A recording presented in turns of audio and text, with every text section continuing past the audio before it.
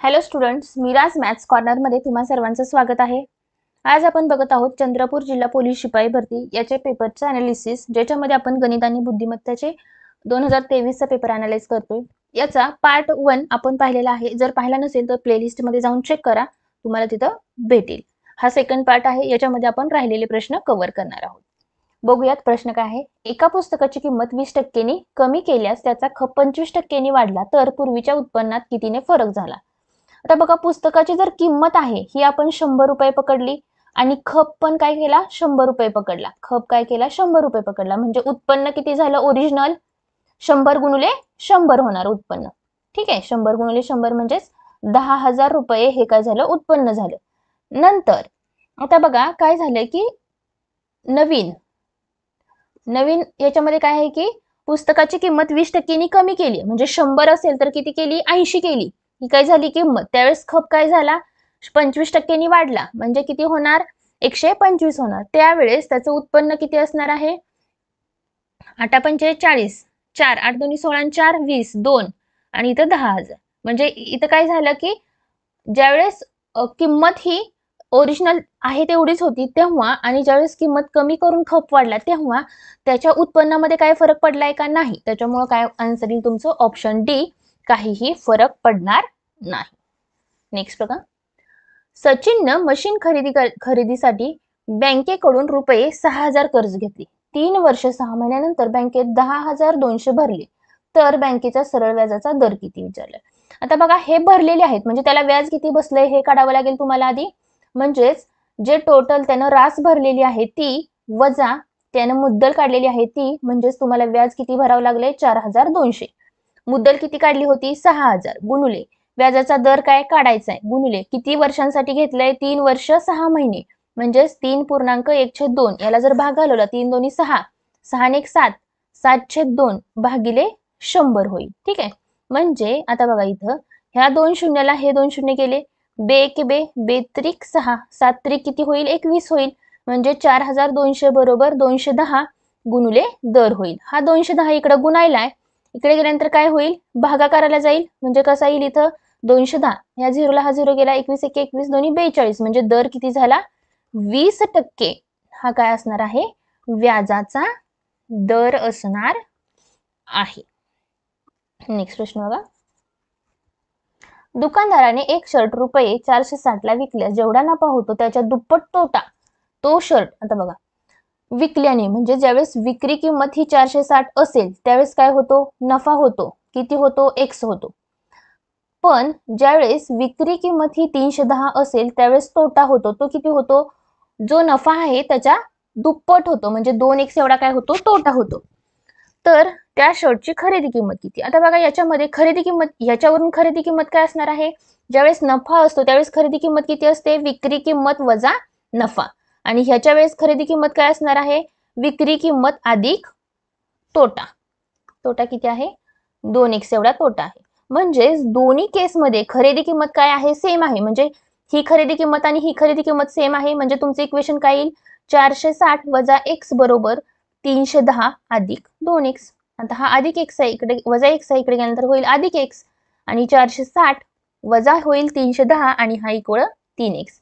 हा 0 0 गेलं 5 150 बरोबर 3x झाला, म्हणजे x बरोबर हा 3 न भागल्यानंतर किती येईल 50 येईल। ठीक आहे, 50 ही काय झाली नफा झाला, 50 हा नफा झाला, तर खरेदी किंमत किती असणार आहे याच्यामध्ये फक्त 50 ठेवा।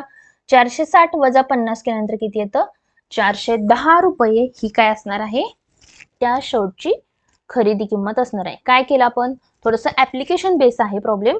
विक्री किंमत माहिती आहे दोन्ही केस मधली, आणि एका केस मधला नफा माहिती आहे तोटा माहिती आहे, त्याच्यावरून खरेदी किंमतीचं इक्वेशन तयार केलं, आणि हे दोन इक्वेशन जर बरोबर आहेत का, कारण त्या शर्टची खरेदी किंमत ही सेमच आहे, त्याच्यावरून तुम्हाला तुमचं उत्तर भेटेल। नेक्स्ट प्रश्न बघा, x वर्षानंतर राजूचे वय y वर्ष होईल। y वर्ष आहे, ठीक आहे, कधी x वर्षानंतर, म्हणजे आजचं वय किती असणार आहे आजचं वय y वजा x असणार आहे, कारण x वर्षानंतरच आहे। हे झालं आजचं वय 3 वर्षांपूर्वी, हे झाले पूर्ण आजचं वय 3 वर्षांपूर्वी त्याचं वय किती वजा 3 असणार आहे, म्हणजेच टोटल इक्वेशन कसं झालं y वजा x वजा 3, म्हणजे ऑप्शन डी हे तुमचं उत्तर येईल। 0.1 59 29 चे वर्गमूळ किती? 0.77 त्याचं वर्गमूळ असणार आहे. नेक्स्ट प्रश्न बघा. दोन संख्या आहेत 6x व 7x असून त्यांचा लसावी 252 व 6 आहे तर मसावी किती? सूत्र आहे दोन संख्यांचा गुणाकार म्हणजे पहिली संख्या गुणिले दुसरी संख्या बरोबर लसावी गुणिले मसावी. आता बघा इथं काय झालं, x गुणिले x झाला x चा वर्ग बरोबर 252. थांबा एक मिनिट, 252 गुणिले 6 आणि इथं भागिले काय असणार आहे 6 गुणिले 7. ह्या 6ला हा 6 गेला, 7 एके 7, 7 त्रिक 21, 7 सख्ख 42 म्हणजेच x चा वर्ग बरोबर किती आला 36 आला. तर x बरोबर किती असणार आहे 6 वर्गमूळ 6 म्हणजेच x बरोबर तुमचं उत्तर काय येतं 6 हे तुमचं उत्तर येईल. नेक्स्ट प्रश्न बघा. p या संख्येला 9 ने गुणले असता येणारा गुणाकार हा p च्या गुणाकार व्यस्त एवढा आहे. p या संख्येला 9 न गुणलं तेव्हा त्याचा जो गुणाकार येतो तो p चा गुणाकार व्यस्त. एखाद्या संख्येचा गुणाकार व्यस्त म्हणजेच त्या संख्येचा इन्व्हर्स असतो. आता बघा p ची किंमत काढायची आहे म्हणजे p जर इकडे गेला तर 9 इकडे येईल म्हणजे p चा वर्ग बरोबर 1/9 आला म्हणजेच p बरोबर याचं वर्गमूळ किती येतं 1/3 ही काय असणार आहे p ची किंमत असणार आहे. नेक्स्ट प्रश्न बघा. विक्रीची किंमत तोट्याच्या दुप्पट असल्यास तोट्याचे शेकडा प्रमाण किती? विक्रीची किंमत किती आहे तोट्याच्या दुप्पट म्हणजेच तोटा हा जर x असेल तर विक्रीची किंमत किती असणार आहे 2x असणार आहे. त्याच्यावरून खरेदी किंमत काढता येईल. विक्री किंमत अधिक तोटा केला की तुम्हाला काय भेटतो खरेदी किंमत भेटतो म्हणजे 2x अधिक x केल्यानंतर किती येईल 3x. शेकडा तोटा काढायचा आहे. शेकडा तोट्याचं सूत्र काय आहे तोटा भागिले खरेदी किंमत गुणिले 100. तोटा किती आहे x, खरेदी किती आहे 3x गुणिले 100. ह्या x ला x गेलं म्हणजेच 100/3 हा काय असणार आहे शेकडा तोट्याचं प्रमाण असणार आहे. ज्यावेळेस प्रश्न वाचतो त्यावेळेस डायरेक्ट आहे असं वाटत नाही, पण जर तुमचा कन्सेप्ट क्लिअर असेल तर तुम्हाला हा प्रश्न लगेचच एकदम व्यवस्थित क्लिक होईल. नेक्स्ट प्रश्न बघा. वीज पुरवठा कमी करण्यासाठी दोन खांब सपाट जमिनीवर उभे केले. त्यांची उंची अनुक्रमे 20 मीटर आणि 28 मीटर एवढी असून त्या दोन खांबातील अंतर 15 मीटर आहे. तर वरील टोके परस्परांना जोडण्यासाठी कमीत कमी किती तार लागेल? एकाची किती आहे 20, दुसऱ्याची किती आहे 28, त्या दोघांमधलं अंतर किती आहे 15. तर तुम्हाला हा टोक आणि हा टोक जोडण्यासाठी किती तार लागेल हे विचारले. ठीक आहे. आता बघा याची 15 आहे म्हणजेच इथून जर लाईन मारली तर ही 15 झाली, ही एवढी 20 आहे म्हणजे एवढी किती झाली 8 झाली, ही 8 आहे ही 15 आहे म्हणजे ही किती असणार आहे अर्थातच 17 असणार आहे. कसं काढलं पायथागोरसचा थेरम. 8 चा वर्ग आहे 64, 15 चा वर्ग आहे 225, हा झाला 289 आणि 289 चं वर्गमूळ केल्यानंतर 17 ही एवढी काय लागणार आहे त्याला तार लागणार आहे. नेक्स्ट प्रश्न बघा. एका बैलगाडीच्या चाकाचा व्यास किती आहे 1.4 मीटर आहे. त्या गाडीने प्रवास करताना गाडीच्या चाकाची 750 फेरे पूर्ण झाली तर त्या बैलगाडीने किती अंतर कापले असेल? एका बैलगाडीचा काय आहे चाकाचा व्यास 1.4 मीटर आहे. व्यास माहिती आहे म्हणजे त्रिज्या काढता येईल. त्रिज्या बरोबर 1.4 भागिले 2 म्हणजे 0.7 मीटर एवढी काय झाली त्रिज्या झाली. आता 750 फेरे, एका फेरा म्हणजेच त्याची काय असणार आहे परिघ असणार आहे आणि वर्तुळाच्या परिघाचं सूत्र काय 2 पाय r म्हणजे 2 गुणिले 22/7 गुणिले r झालं. ठीक आहे. म्हणजेच इथं किती येईल बघा 7 एके 7, इथं 0.1, 22 दोन्ही 44, 4.4 किलोमीटर. 4.4 किलोमीटर हा काय झाला परिघ झाला, वर्तुळाचा परिघ झाला. ठीक आहे. आता काय करायचंय की 750 फेरे पूर्ण करायचे. 750 फेरे कसे पूर्ण होतील? एका फेऱ्यामध्ये 4.4 किलोमीटर आहे तर अशा 750 फेऱ्यांमध्ये किती होईल गुणिले 4.4. ठीक आहे. आता बघा 4.4 ने गुणल्यानंतर किती येईल? हा 0 आहे असा घेतला किंवा हा 0 तुम्ही नंतर घ्या म्हणजेच तुम्हाला कॅल्क्युलेशन करायला इझी पडेल. आता 75 ला 44 ने गुणल्यानंतर 4×25 7 चोक 28 इथे झाले 300, हा 0 0 300 0 0 3 3 आणि हा डेसिमल पॉइंट म्हणजे 3000 एवढा झाला. हा काय झाला त्याचा किलोमीटर झाला 750 फेऱ्यांमध्ये. तुम्हाला कशामध्ये आन्सर आहे सॉरी मीटर झाला. हा हे तुमचं आलं कशामध्ये मीटर मध्ये, पण किलोमीटर मध्ये कसं येईल ह्याला भागिले तुम्हाला 1000 करावं लागेल म्हणजे 3.3 किलोमीटर हे काय असणार आहे, अंतर कापलेलं असणार आहे. कसं आलं, ज्यावेळेस चाक एक फेरी पूर्ण करतो म्हणजे त्याचा परिघ असतो, त्यावेळेस काय होतो की त्याचं परिघ हे करतो, ते अंतर कापतो, परिघा एवढं अंतर कापतो. आणि ते परिघाचं अंतर किती आहे की 4.4 मीटर आहे. इथं चुकून किलोमीटर लिहिलंय, तर मीटर आहे. एका फेऱ्यामध्ये जर 4.4 मीटर असेल तर अशा 750 फेऱ्यांमध्ये किती होतात, तर 3300 मीटर होतात. आणि 3300 मीटर म्हणजेच किती किलोमीटर असतात, तर 3.3 किलोमीटर एवढं अंतर असतं. ठीक आहे. नेक्स्ट प्रश्न बघा, धावण्याच्या शर्यतीत रवी आणि राजू यांनी भाग घेतला. रवी म्हणाला, शेवटच्या मुलाच्या पुढे मी चौथा आहे. जर शेवट इकडून असेल तर शेवटच्या मुलाच्या पुढे 1 2 3 हा जर शेवटचा मुलगा पकडला तर याच्या पुढे चौथा 1 2 3 आणि इथं कोण आहे, रवी आहे. राजू म्हणाला, माझा 7वा क्रमांक आहे. 7वा क्रमांक आहे आणि रवी माझ्या पुढे दुसरा आहे. 7वा क्रमांक कुठून असणार आहे, अर्थातच पुढून असणार आहे. आणि रवी दुसरा आहे म्हणजे हा जर दुसरा असेल तर बघा 7वा क्रमांक, रवी माझ्या पुढे दुसरा आहे म्हणजे हा इथं दुसरा म्हणजे कुठं, हा इथं असेल बघा. इथं जर राजू असला तर पुढून, आता पुढून 7वा क्रमांक म्हणजे 1 2 3 4 5 6 आणि हा 7 म्हणजे बघा पुढून हा इथं आहे. ठीक आहे, म्हणजे ह्याचा जर 7वा असेल तर रवीचा कितवा असणार आहे, 5वा असणार आहे. म्हणजे टोटल मुलं किती झाली, 1 2 3 4 5 6 7 8 आणि 9 म्हणजे एकूण स्पर्धक किती असणार आहे. आता बघा याचा मिनिंग आहे की याचा पुढून कितवा क्रमांक झाला, रवीचा 5वा आणि ह्याचा 7वा झाला. ठीक आहे, असं त्याचं मिनिंग आहे. नेक्स्ट प्रश्न बघा, जॉनचा जन्म 1980 साली झाला, डेव्हिडचा जन्म 1940 साली झाला, तर पुढीलपैकी कोणते विधान सत्य आहे. 1980 साली झाला आणि 1940 साली झाला म्हणजे डेव्हिड कोण आहे, मोठा आहे. किती वर्षांनी मोठा आहे, 40 वर्षांनी मोठा आहे. म्हणजे डेव्हिड 40 वर्षांनी मोठा आहे. एक्स पेन्सिल यम मुलांमध्ये समान वाटले. टोटल पेन्सिल किती आहेत, एक्स वाटल्या किती यम मुलांमध्ये, तेव्हा प्रत्येक मुलाला किती भेटली, वाय पेन्सिल भेटली. हेच समीकरण तुम्हाला ऑप्शन मध्ये कुठं आहे का हे बघायचं आहे. आता हे डायरेक्ट दिलेलं नाही पण यम जर इकडे गुणायला घेतलं तर कसं येईल, एक्स बरोबर यम वाय हे तुमचं उत्तर येईल. ठीक आहे. नेक्स्ट प्रश्न बघा, इंग्रजी वर्णमालेतील सर्व अक्षरे उलट क्रमाने लिहिली तर उजवीकडून 17वे अक्षर. आता उजवी बाजू कोणती आहे, ही उजवी बाजू आहे. उजवीकडून 17वं म्हणजे 1 2 3 4 5 6 7 8 9 10 11 12 13 14 15 16 आणि 17वा अक्षर आहे. अक्षराच्या डावीकडील चौथं अक्षर, आता ह्याची डावी बाजू हे 1 2 3 4 डावीकडील चौथं अक्षर यू आहे म्हणजे तेच कोणतं आहे ते फक्त तुम्हाला. पुढचा प्रश्न बघा, जो सिक्वेन्स दिलेला आहे त्याचा कसा संबंध लागतो बघा. इथे जर आपण 4 गुणिले 2 केले, 4 गुणिले 2 वजा 1 केल्यानंतर किती येतं, 8 वजा 1 7 येईल. 7 गुणिले 2 करा, 14 येतं आणि 14 मध्ये जर अधिक 1 केलं तर येईल 15. 15 गुणिले 2 30, 30 मधून 1 वजा करा 29 येतं. 29 गुणिले 2 58, 58 अधिक 1 59. 59 गुणिले 2 9 दोन्ही 18 आणि 5 दोन्ही 10 आणि 1 11. 118 वजा 1 केल्यानंतर येते 117.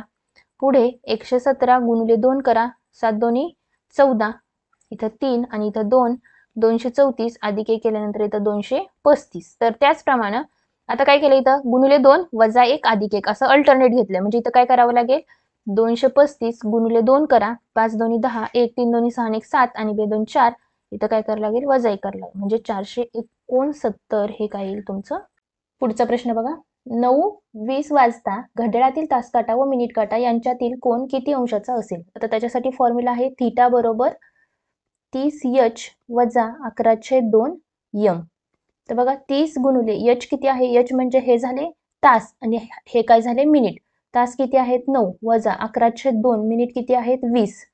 9 त्रिक 27 270 वजा हा बे 1 बे 10 म्हणजेच हा झाला 110.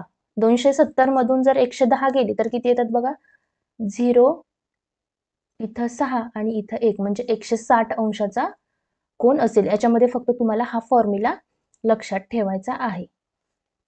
नेक्स्ट प्रश्न बघा, 7चा संबंध 56शी असेल तर 11चा संबंध कशाशी असेल.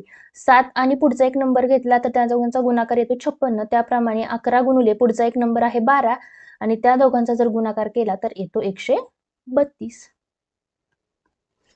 मोहन एका रस्त्याने दक्षिणेकडे चालत गेला. आता याच्या आधी आपण काय करूयात की दिशा मांडून घेऊयात. दिशा कोणकोणत्या आहेत? इकडे आहे पूर्व, हाताच्या उजव्या म्हणजे पेपरच्या उजव्या साईडला असते पूर्व, त्याच्या अपोजिट पश्चिम, खाली असते दक्षिण आणि वरती असते उत्तर. ठीक आहे. आता याच्यावरून अजून उपदिशा कोणकोणत्या आहेत? इथं आहे दोघांच्या मध्ये आग्नेय, हे आहे नैऋत्य, हे आहे वायव्य आणि हे आहे ईशान्य. आता बघा यांनी काय सांगितलंय त्याच्यानुसार आपण फॉलो करूयात. मोहन एका रस्त्याने दक्षिणेकडे चालत आहे. दक्षिण म्हणजे या दिशेला, इकडे चालत आहे. प्रथम त्याच्या डाव्या हाताला एक आंब्याचे झाड लागते. म्हणजे त्याचा डावा हात कोणत्या साईडला असणार आहे? ह्या साईडला असणार आहे. डाव्या हाताला म्हणजे इथं कुठं कोणतं झाड आहे? आंब्याचं झाड आहे. 10 पावले पुढे गेल्यावर त्याच्या उजव्या हाताला, इकडून असाच तो, सॉरी याची डावी साईड ही असणार आहे, इथं असणार आहे आंबा आणि पुढे जर 10 पावलं पुढे गेला तर तिथं आहे चिंचेचं झाड. तर काय विचारलंय की तर चिंचेचे झाड आंब्याच्या झाडाच्या कोणत्या दिशेला असेल? आंबा कुठं आहे? इथं, म्हणजे वरती इथं आंबा आहे. आंब्याच्या झाडाच्या कोणत्या दिशेला आहे? तर हे आंब्याच्या झाडाची ही कोणती दिशा आहे? तर नैऋत्य दिशेला आहे. म्हणजेच तुमचं उत्तर असेल नैऋत्य. ठीक आहे. नेक्स्ट प्रश्न बघा. समीर पूर्वेकडे तोंड करून उभा आहे. याच्यामध्ये पण आपल्याला काय करायचंय की पूर्व पश्चिम काढायचंय. पूर्व पश्चिम दक्षिण आणि हे उत्तर आणि नंतर आग्नेय नैऋत्य पण काढावं लागेल. आग्नेय, नैऋत्य, वायव्य आणि ईशान्य. समीर काय करतो की पूर्वेकडे तोंड करून उभा आहे. म्हणजे ह्या साईडला तोंड आहे त्याचं. तो घड्याळाच्या काट्याच्या विरुद्ध दिशेने, विरुद्ध दिशा ही काट्याची सरळ दिशा आहे. म्हणजे विरुद्ध दिशा म्हणजे कोणती? ह्या दिशेने चाललंय. 135 म्हणजे किती? 90 अधिक 40. आता ह्या दिशेला तोंड आहे, हे झाले 90 आणि पुढून किती? 45 म्हणजे ही दिशा झाली. आता त्याच्या पाठीमागे कोणती दिशा आहे? त्याचं तोंड कुठलं झालं? वायव्य दिशेला झालं. आणि त्याच्या एक्झॅक्ट पाठीमागे कोणती दिशा आहे? तर आग्नेय दिशा आहे. कसं काढलं अजून एकदा बघा. तो काय करतो की पूर्वेकडे तोंड करून उभा आहे. त्यावेळेस तो 135 अंशातून काय करतो? घड्याळाच्या विरुद्ध दिशेनं म्हणजे इथं फिरतो. तो कुठं आला? वायव्य दिशेला आला आणि वायव्य दिशेला त्याचं तोंड आहे. म्हणजे त्याची पाठ कुणीकडे असणार आहे? तर आग्नेय दिशेला असणार आहे. पुढचा प्रश्न बघा. TAN चा संबंध ANT आहे. म्हणजेच काय? पहिला शेवटी गेलाय म्हणजे पहिला इथं शेवटी घालवा ई आणि नंतर काय केला? 2 नंबरचा 1 नंबरला घेतलाय म्हणजेच BBE हे तुमचं काय असेल? आन्सर असेल. फक्त काय केलंय की रिअरेंज केलेले आहेत नंबर लेटर्स. भिन्न पर्याय ओळखा. दिलेला संबंध आहे त्याच्यातून भिन्न पर्याय ओळखा. जर आपण याला भाग घातला तर बघा 5 त्रिक 15 5 चौक 20 म्हणजेच रिझल्ट काय येतो? 3 छेद 4. 7 त्रिक 21 7 चौक 28 इथं पण 3 छेद 4 येतो. 7 चौक 28 7 8 56 4 1 4 4 2 8 इथे येतं 1 छेद 2 आणि इथं 11 त्रिक 33 11 चौक 44 इथे येतं 3 छेद 4 म्हणजे तुमचं उत्तर काय असेल? ऑप्शन सी हे तुमचं उत्तर असणार आहे. नेक्स्ट बघा. एका सांकेतिक भाषेत सुपर हा शब्द HFKVI असा लिहितात. आता बघा एच म्हणजेच काय? यसचा पुढून आणि मागून आपण काय केलं की ABCD पुढून एकदा लिहिली आणि एकदा रिटर्न लिहिली. म्हणजेच यसला काय घेतला? एच घेतला. यू ला काय घेतलाय? बघा एफ घेतलाय. नंतर पी ला काय घेतलाय? के घेतलाय. म्हणजे पी इथं आहे, पी ला हा के घेतला. व्ही ला काय घेतलेला आहे? ई घेतलेला आहे आणि आय ला काय घेतलेला आहे? आर घेतलेला आहे. ठीक आहे. म्हणजेच काय की उलटी सुलटी जर तुम्ही ABCD मांडून घेतली तर तुम्हाला त्याच्या एक्झॅक्ट खालोखाल जे अक्षर येतात ते तुमचं उत्तर असेल. त्याचप्रमाणे मार्केट बघा. आता यम वरचा कुठं आहे? हा इथं येईल यन म्हणजे पहिलं अक्षर येईल यन, नंतर एच्या नंतर आहे झेड, नंतर आर, आर कुठं आहे? इथं. आर ला अपोजिट काय आहे? आय, नंतर के ला अपोजिट आहे पी, नंतर ई ला अपोजिट आहे व्ही आणि टी ला अपोजिट आहे जी. म्हणजे तुमचं उत्तर काय आलं? NZIPVG option A. याच्यामध्ये फक्त काय आहे की तुम्हाला समजायला पाहिजे की संबंध कसा लावलाय. आम्ही डायरेक्ट काय केलं की याच्यामध्ये ABCD उलटी सुलटी डायरेक्ट. पुढचा प्रश्न बघूयात आपण. पुढील पदमालिकेत प्रश्नचिन्हाच्या जागी कोणता अंक येईल हे विचारलेलं आहे. आता याच्याचा फरक जर काढला आपण तर 2 आणि 4 मध्ये 6 मध्ये कितीचा फरक आहे? 4चा. याच्यामध्ये आहे 10चा. नंतर याच्यामध्ये जर काढला आपण तर कितीचा येतो बघा? 22चा येईल. याच्यामध्ये जर फरक काढला तर कितीचा येतो? 84 वजा 38 केल्यानंतर 6 3 आणि 1 4 46चा येतो. ठीक आहे. आता ह्याच्यावरून तर आपल्याला काही संबंध सापडत नाहीये. जर आपण फरकातला फरक काढला म्हणजे ह्या दोघांमधला जर फरक काढला तर तो किती येतो 6. नंतर याच्यात येतो 12 आणि 46 वजा 22 केल्यानंतर किती येतो 4 आणि 24. म्हणजेच 6 गुणिले 2 आणि 12 गुणिले 2 केला म्हणजे इथे येईल 48. 48 आणि 46 किती 8 आणि 6 14. 4 आणि 4 8 आणि 1 9. हे झालं. नंतर इथं 94 आलं म्हणजेच तुम्हाला काय करावं लागेल 84 अधिक 94 करावं लागेल. म्हणजे 4 आणि 4 8 9 7 9 8 17 म्हणजेच 178. फरकातील फरक काढला की तुम्हाला तुमचं उत्तर भेटेल. ठीक आहे. नेक्स्ट प्रश्न बघा. JL चा संबंध कशाशी असेल जर PS चा संबंध K शी आहे. आता बघा P आणि S चा संबंध कसा दिला इथं बघूयात आपण. इथं जर P असेल आणि इथं काय आहे S आहे म्हणजे 2 लेटर्स मध्ये सोडलेली आहेत. तर नंतर काय केलं की K आणि N, K कुठं आहे इथं आणि N कुठं आहे इथं आहे.